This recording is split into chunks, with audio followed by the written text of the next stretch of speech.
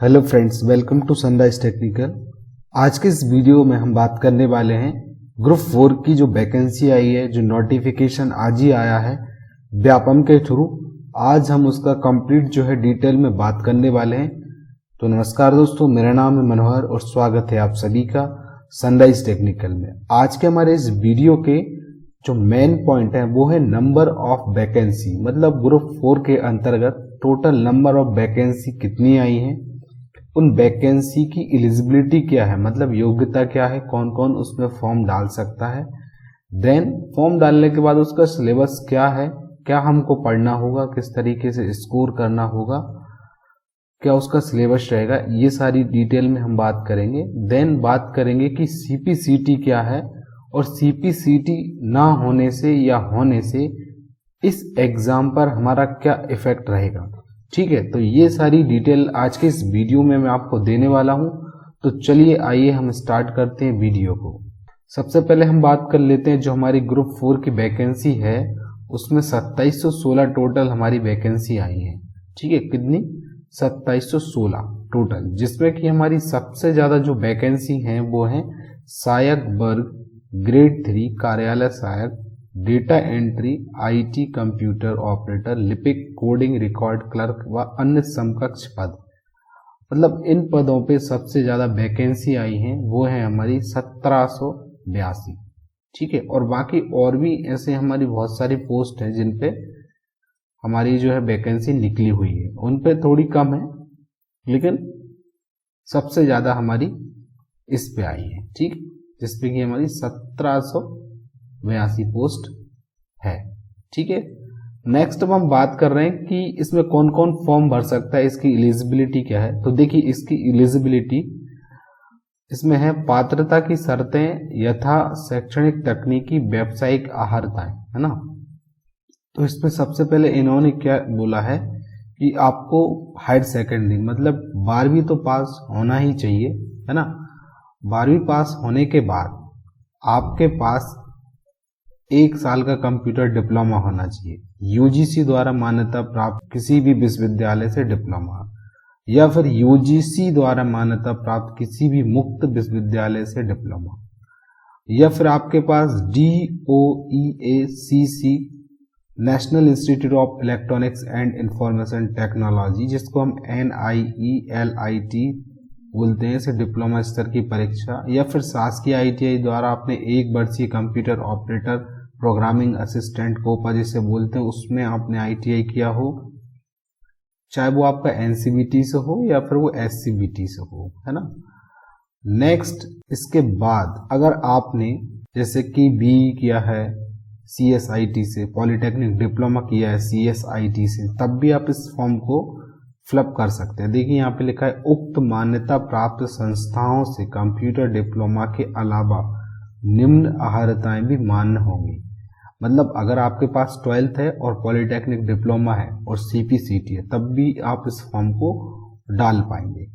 अगर आपके पास डिप्लोमा नहीं है, पॉलिटेक्निक डिप्लोमा नहीं है CSIT से, तो आपके पास एक डिप्लोमा होना चाहिए, चाहे वो आपका DCA हो, PGDCA हो, कंप्यूटर ऑपरेटर प्रोग्रामिंग असिस्टेंट हो ITI कोपा में, या फिर आपके जो भी और कंप्यूटर के डिप्लोमा है 1 साल के वो हो, या फिर आपके पास पॉलिटेक्निक डिप्लोमा हो CSIT में, या फिर आपके पास BE हो, ये लिखा है BE CSIT से, या MCA, BCA, MSc ITCS में होना चाहिए। और एक बात आपको यहाँ पे ध्यान रखना है, इन्होंने यहाँ पे लिखा है, देखिए AICTE से अनुमोदित polytechnic diploma in computer science and computer application ये एलिजिबल है। लेकिन एक टिप करके एक बहुत ही इंपॉर्टेंट बात लिखी है कि BSc BCom अन्य उपाधियों जिनमें केवल एक विषय के रूप में सम्मिलित है, मतलब कंप्यूटर अगर एक विषय है, आप BSc BCom कर रहे हैं, केवल उसमें एक कंप्यूटर का विषय है,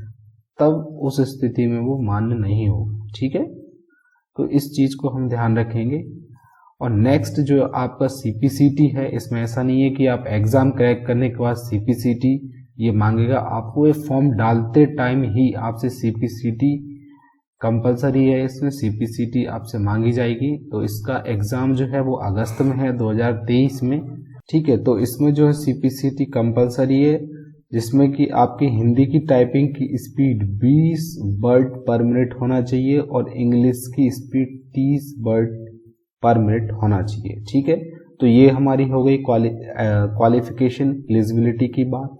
नेक्स्ट अब हम बात करेंगे कि इसका सिलेबस क्या रहेगा। देखिए 100 मार्क्स का आपका ये एग्ज़ाम होगा, जिसमें कि आपके सामान्य ज्ञान, सामान्य हिंदी, सामान्य अंग्रेजी, सामान्य गणित, सामान्य कंप्यूटर ज्ञान एंड सामान्य अभिरुचि, तो ये सारा आपका सिलेबस रहेगा।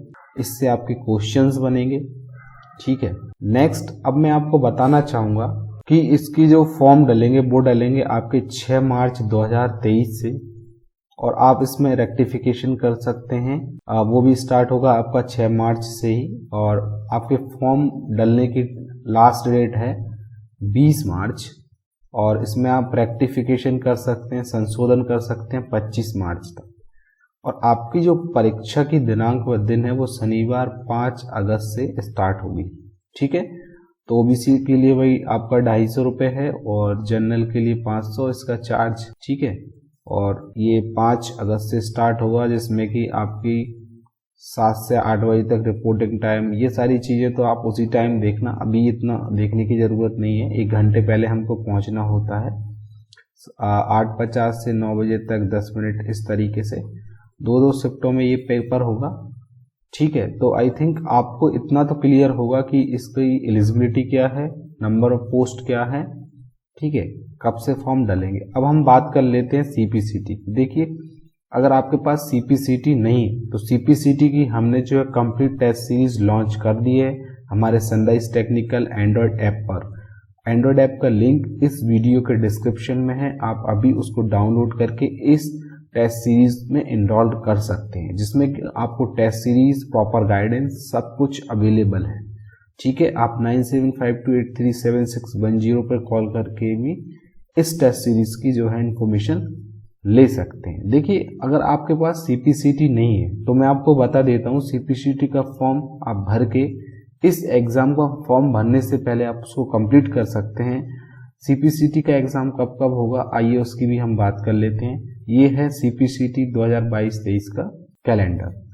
ठीक है, तो मार्च, ये है 17 मार्च। देखिए नवंबर तो निकल गया 2022, लेकिन जनवरी में 13, 14 और 15 जनवरी को सीपीसीटी का एग्ज़ाम होने वाला है। अगर आपने फॉर्म डाल दिया है तो, अगर नहीं भी डाला है तो मार्च में ये एग्ज़ाम फिर से होगा 17 मार्च, 18 मार्च और 19 मार्च। ठीक है, तो आपके पास ये 2 चांसेस हैं। अगर आपके पास सीपीसीटी नहीं है और आपको कुछ डायरेक्शन पता नहीं है तो आप फॉर्म फिलअप करके टेस्ट सीरीज ज्वाइन कर लीजिए सनराइज टेक्निकल की, तो आपका सीपीसीटी हो जाएगा, जिससे कि आप ग्रुप 4 का फॉर्म भर पाएंगे और आप अपना जो है सिलेक्शन कंफर्म कर पाएंगे। ठीक है, तो आई थिंक आपको ये सारी चीज़ें क्लियर होंगी। धन्यवाद दोस्तों, जय हिंद, जय भारत।